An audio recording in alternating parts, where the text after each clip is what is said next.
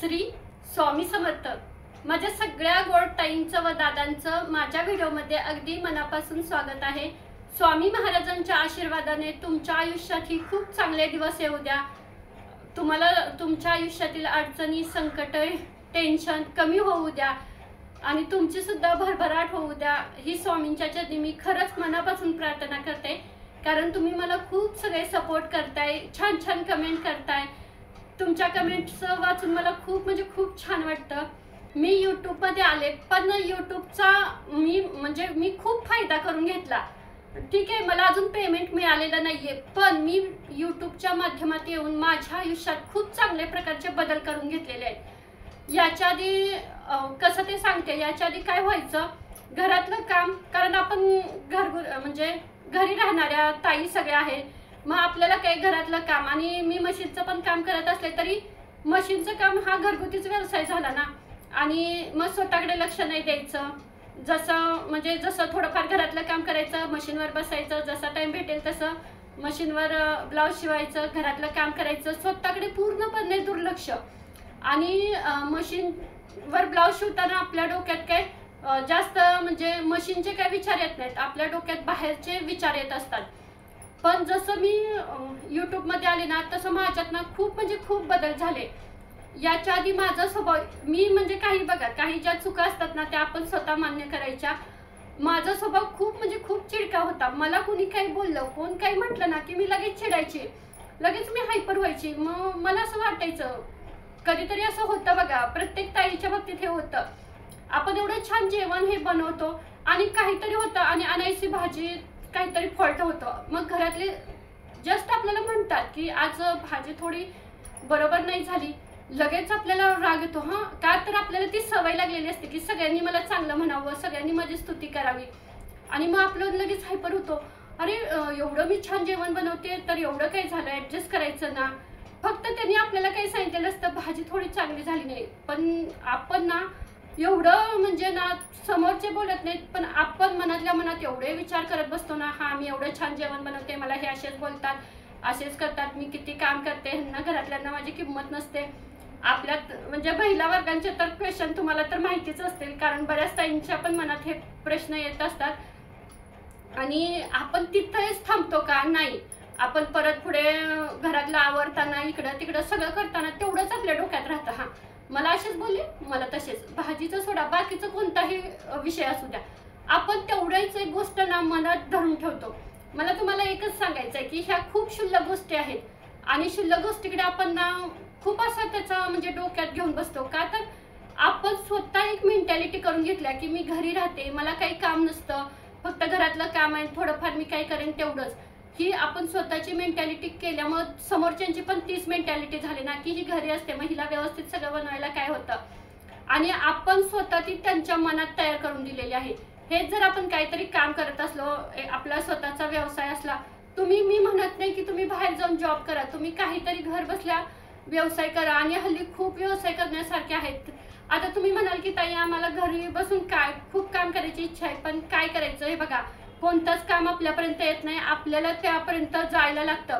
आता मी जर हा YouTubeच्या बाबतीत विचार केला असता, मला चॅनल खोलायचंय, कोण मदत करेल, तर मी आज इथपर्यंत आलीच नसते ना। मी तिथं मी ठीक आहे, वेळातला वेळ काढून सगळ्या बऱ्याच गोष्टींचा अभ्यास केला आणि मी तिथपर्यंत पोहोचण्याचा प्रयत्न केला, म्हणून आज जेवढे तुम्ही बरेच सबस्क्रायबर आहात, मी तुम्हाला ओळखत पण नाहीये, पण आज मी तुमच्यापर्यंत पोहोचले ना। आपल्याला जर काम करायची इच्छा असली ना, तर आपण ती कशीही आपण तिथपर्यंत पोहोचू शकतो, फक्त आपली मेंटॅलिटी पाहिजे। ठीक आहे, कधी आता बघा, घर आहे, थोडंफार इकडे तिकडे होणार, आपण असं नाही गृहीत धरायचं की रोजच आपल्या घरात चांगलंच झालं पाहिजे, कधीतरी थोडंफार इकडं तिकडं झालं तर आपण स्वतःला मेंटली स्ट्रॉंग पाहिजे। की घरात असं बऱ्याच वेळेला वादविवाद होतात, आपण ना काय करतो, त्याचा ना स्वतःला त्रास करून घेतो आणि दुसऱ्यांना पण देतो। याचा परिणाम काय होतो, सगळं डिस्टर्ब होतं आणि आपले कामावर परिणाम होतो। आपण स्वतः तणावयुक्त तणाव घेऊन जीवन जगायला लागतो। डिप्रेशन, चिंता, छोट्या क्षुल्लक गोष्टीवरनं असं टेन्शन घेऊन बसतो। मी YouTubeच्या माध्यमातून आणि माझ्या मशीनच्या कामातून बऱ्याच ताईंशी माझा संपर्क आलेला आहे, आता ठीक आहे तुमचा ऑनलाईन येतो, पण बाकीच्या ज्या ऑफलाईन माझ्याकडे मशीन ब्लाऊज शिवायला येतात त्या बऱ्याच ताई मला अशा काही काही सांगत असतात. आणि तुमच्या सगळ्यांच्या बाबतीत नाही, माझ्या बाबतीतही असंच होत होतं. मग मी स्वतः काय केलं, हां ठीक आहे झालंय ना आपल्याकडून, मी स्वतः चूक स्वीकार करायला शिकले. म्हणजे हां ठीक आहे झालंय ना माझ्याकडून, ठीक आहे असू द्या, मी नेक्स्ट टाइम व्यवस्थित करेन. आणि तिथंच माझ्या जो मनात विचार येतात ना तिथंच स्टॉप करते. नाही आता आपल्याला काही विचार करायचा नाही, ठीक आहे आपल्याकडून हे झालंय ना, ठीक आहे आपल्याला मान्य आहे. आणि मी तिथंच शांत बसते आणि मी माझ्या कामाचा विचार करते.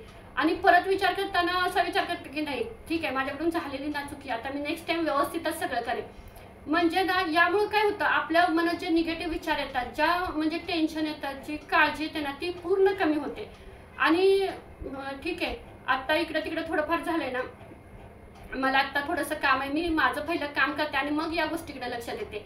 असं म्हणजे मी अशा बऱ्याच गोष्टींचा विचार करायला शिकले. त्यामुळे काय झालं, मी सुद्धा ना खूप टेन्शनमध्ये, काहीतरी त्रास विनाकारण उगीच काही कारण नसताना उगीच कोणत्या तरी गोष्टीचा विचार करून डोक्यात तेच घेऊन बसायचं.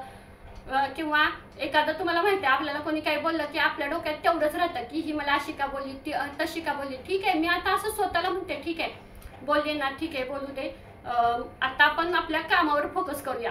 म्हणजे मी ना माझ्या कामाकडे लक्ष देते. ठीक आहे बोललेत ना, मी ऍक्सेप्ट करते, जरी मी चुकले असले तरी ठीक आहे बोललाय ना, ठीक आहे नसले चुकले ना तरी म्हणते ठीक आहे बोललेत ना. मी पुढं ना विषय वाढवत नाही.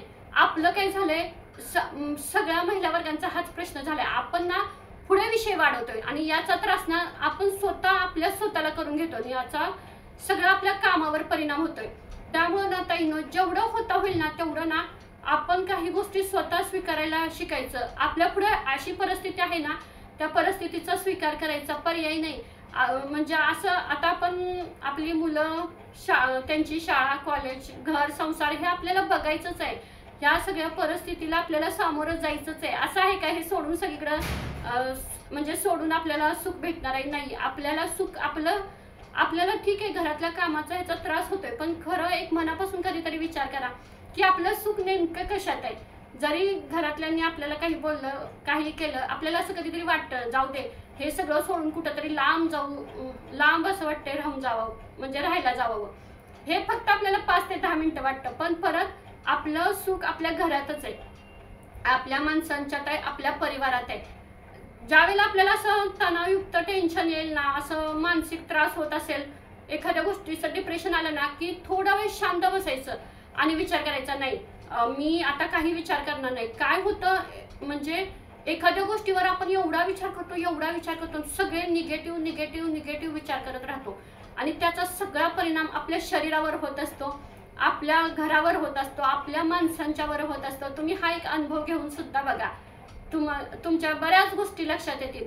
आता यूट्यूबमध्ये आल्यापासून मी ना एवढं काही शिकले ना, मला एवढं भारी वाटतं ना की म्हणजे पहिले मी असंच ह्या ताईचा चॅनल बघ, त्या ताईचा चॅनल बघ, इथं काय झालंय तिचं काय झालं, म्हणजे असं बरेच चॅनल बघायचे किंवा मशीनवर काम असं म्हणजे.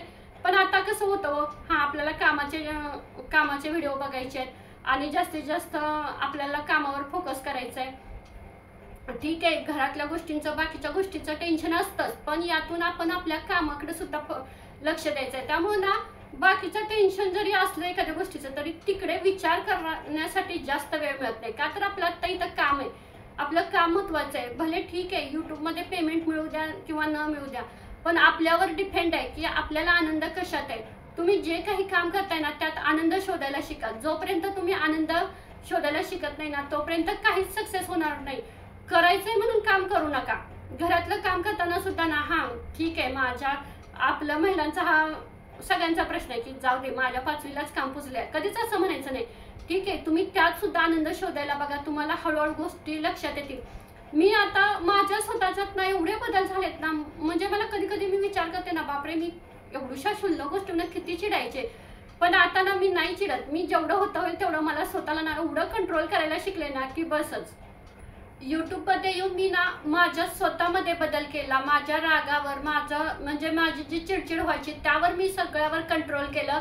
मी स्वतः असं म्हणजे ना आता चला व्हिडिओ बनवायचे त्यामुळे आपल्याला व्यवस्थित तयार हे व्हायचंय, नंतर प्रिपरेशन तयार केलं पाहिजे, थोडंसं आपण काय बोलायचं ह्या विषयावर जरा विचार केला पाहिजे. ह्या सगळ्या गोष्टी माझ्यात आपोआप घडत गेल्या. त्यामुळे काय झालं, ताई म्हणतायत ना की आम्ही टेन्शनमध्ये डिप्रेशनमध्ये, ज्या गोष्टीचं टेन्शन आहे आपल्याला म्हणजे काळजी वाटते ती गोष्टीचा विचार करायला वेळ मिळेना झालाय आता.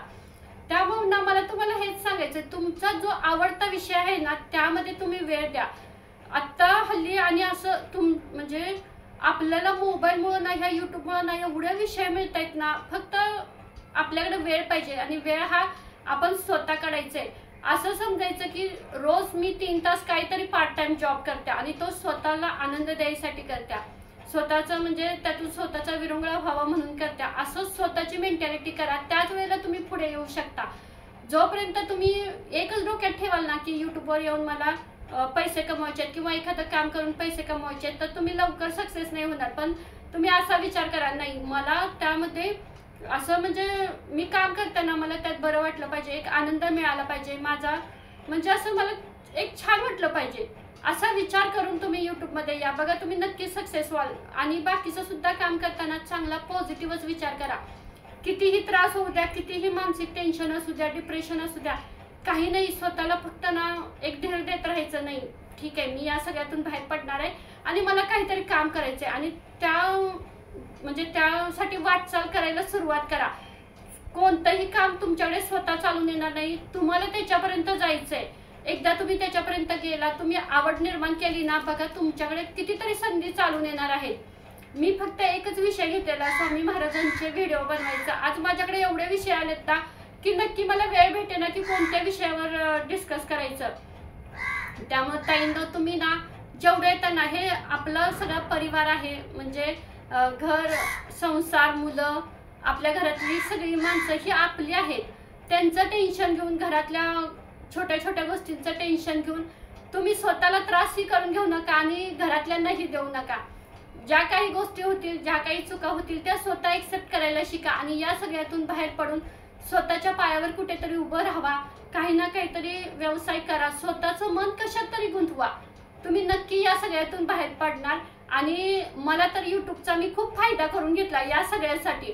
फक्त मी दुसऱ्यांचे व्हिडिओ बघून फायदा नाही करून घेतला. मी स्वतःचे व्हिडिओ म्हणजे स्वतःचे व्हिडिओ सुद्धा बनवले आणि मी स्वतःचे व्हिडिओ बघून मला अजून जास्त कॉन्फिडन्स येतो. तुम्ही ताई ज्या वेळेला समोरून येऊन तुम्ही स्वतः शूट कराल, तुम्ही ज्या वेळेला युट्यूबवर स्वतःला बघाल ना, त्यावेळी तुमच्या मनात एक वेगळाच कॉन्फिडन्स येईल. आणि तो कॉन्फिडन्स मला युट्यूबमुळे मिळाला. त्यामुळे मला खरंच युट्यूबमध्ये येऊन ना खूप छान वाटतंय. माझ्यासारखं प्रत्येक ताईला वाटू द्या ही स्वामींच्या चरणी प्रार्थना करते. श्री स्वामी समर्थ.